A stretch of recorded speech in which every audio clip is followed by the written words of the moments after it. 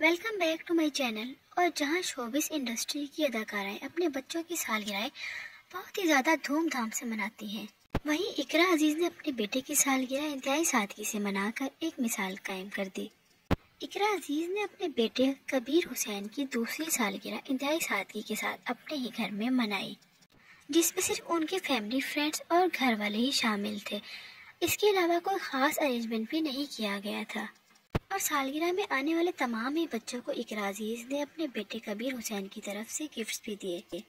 تصویروں میں دیکھا جا سکتا ہے کہ اقرا اور یاسین نے اپنے اوپر بھی کچھ زیادہ خرچہ نہیں کیا، انہوں نے گھر میں ہی پہننے والے نارمل کپڑوں کو ہی ترجیح دی تھی۔